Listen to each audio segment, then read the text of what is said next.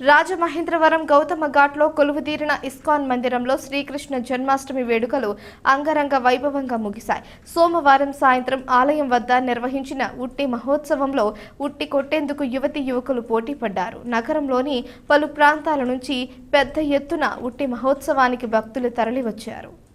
ఇస్కాన్లో శ్రీకృష్ణ జన్మాష్టమి వేడుకలతో ఆధ్యాత్మికత వెల్లివిరిసింది. హరే కృష్ణ హరే రామ అంటూ భక్తులు భగవన్నామ స్మరణ చేస్తూ ఉదయం నుంచి రాత్రి వరకు స్వామిని దర్శించుకున్నారు. యువత పోటీపడి ఉట్టి మహోత్సవంలో పాల్గొన్నారు. పెద్ద ఎత్తున యువత తరలి రావడంతో ఆలయం వద్ద సందడి నెలకొంది. ఉట్టి కొట్టిన విజేతలకు ఇస్కాన్ స్వామీజీల చేతుల మీదుగా బహుమతులు అందజేశారు.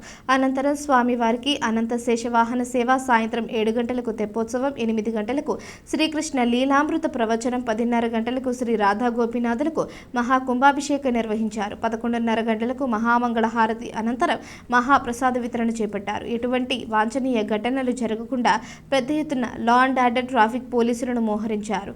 NCC, NSS, scouts and guides విద్యార్థులకు, భక్తులకు సహకరించారు. ఇస్కాన్ స్వామీజీలు, కమిటీ సభ్యులు పాల్గొన్నారు.